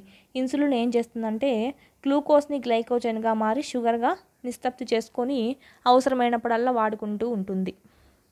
ఈ ఇన్సులిన్ అనేది మనలో లోపించిందంటే హార్మోన్ అనేది లోపించడం వల్ల ఏమవుతుందంటే షుగర్ కంట్రోల్ లెవెల్ అనేది చేయలేము. ఫలితంగా ఏమొస్తుందంటే డయాబెటీస్ అనేది వస్తుంది. ఇది దీనికి కారణము ఇన్సులిన్ హార్మోన్ అనేది. మనము ప్రీవియస్ వీడియోస్లో గ్రంథి వ్యవస్థ అనేది ఫుల్గా చెప్పుకున్నాము. ప్రీవియస్ వీడియోస్లో ఖచ్చితంగా చూడండి. హార్మోన్స్ మీద ఈ చూసినట్టయితే 2 బిట్స్ అనేటివి ఉన్నాయి, ఖచ్చితంగా పడే అవకాశం ఉంది. ప్రీవియస్ వీడియో చూడండి, కింద డిస్క్రిప్షన్లో లింక్ అనేది ఇస్తాము. నెక్స్ట్ చూసినట్టయితే కార్టిసాల్ హార్మోన్ అనేది, అంటే దీని గురించి అడిగారు కానీ క్వశ్చన్ అయితే క్లారిటీ లేదు ఏం గురించి అడిగారు అనేది. ఫస్ట్ ఆఫ్ ఆల్ ఈ హార్మోన్ గురించి చూసుకున్నట్టయితే ఇది అడిర్నల్ గ్లాండ్ అనేది రిలీజ్ చేస్తుంది. ఏంటిని? 2 హార్మోన్స్ని. అది ఏంటంటే అడిర్నలిన్, కార్టిసాల్. ఈ 2 హార్మోన్స్ని అడిర్నల్ గ్లాండ్ అనేది రిలీజ్ చేస్తుంది. అడిర్నలిన్ దేనికి అంటే దీన్నే ఏమంటారంటే ఫైట్ హార్మోన్ లేదా ఫ్లైట్ హార్మోన్ అని కూడా అంటారు. అంటే కోప స్వభావం కలిగినది. కోపం ఎక్కువగా దేనివల్ల వస్తుందంటే అడిర్నల్ వల్ల వస్తుంది, ఈ హార్మోన్ రిలీజ్ అవ్వడం వల్ల ఎక్కువగా.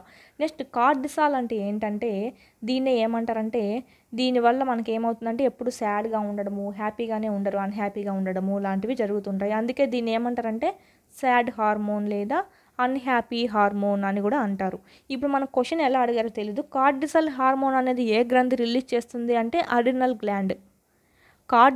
కార్టిసాల్ హార్మోన్ ఏమని పిలుస్తారు ఇంకొక విధంగా అంటే సాడ్ హార్మోన్ అని పిలుస్తారు, అన్హ్యాపీ హార్మోన్ అని కూడా పిలుస్తారు. నెక్స్ట్ మనకు క్వశ్చన్ ఎలా అడిగారో తెలియదు కాబట్టి మనం ఫుల్ ఫెజ్గా నేర్చుకోవడం మంచిది. ప్రీవియస్ వీడియోస్లో గ్రంథి గురించి ఫుల్గా చెప్పాను, అది వినని వాళ్ళు ఉంటే. నెక్స్ట్ చూసినట్టయితే బ్రూనర్ బోధనా సిద్ధాంతానికి సంబంధించి సరికానిది ఏది? బ్రూనర్ బోధనా సిద్ధాంతం గురించి ఇచ్చారు. చూసినట్టయితే సరికానిది ఏంటో తెలియాలంటే ముందు సరైనవి తెలియాలి. సో సరైనవి చూసుకుందాం మనము. ఇప్పుడు బ్రూనర్ బోధన అభ్యసన సిద్ధాంతం గురించి చెప్పుకుందాం. బ్రూనర్ బోధన అభ్యసన సిద్ధాంతం చూసినట్టయితే మెయిన్ చూసుకున్నట్టయితే ఈ బ్రూనరు, వైగాట్స్కీ, పియాజే వీళ్ళ సిద్ధాంతాలు దేన్ని బేస్ చేసుకొని, ఏ వాదాన్ని బేస్ చేసుకొని చేశారంటే నిర్మాణాత్మక వాదాన్ని బేస్ చేసుకొని వీళ్ళ సిద్ధాంతాలు అనేటివి కనుగొన్నారు. ఎవరు? బ్రూనరు, వైగాట్స్కీ, పియాజే. నెక్స్ట్ చూసినట్టయితే చోమ్స్కీ ఏం చేశాడంటే మానవతావాదానికి ఎక్కువ ఇంపార్టెన్స్ ఇచ్చాడు. ఆ వాదాన్ని బేస్ చేసుకొని తను చేశాడు తన సిద్ధాంతాలని.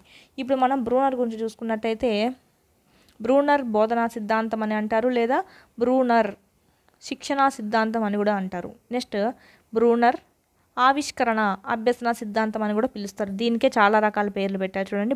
బ్రూనర్ బోధనా సిద్ధాంతం, బ్రూనర్ శిక్షణా సిద్ధాంతం, బ్రూనర్ ఆవిష్కరణ అభ్యసన సిద్ధాంతం. ఈ సిద్ధాంతం బేస్ చేసుకున్న వాదం ఏంటంటే నిర్మాణాత్మక వాదం. ఇది కనుగొనింది ఎవరంటే బ్రూనర్.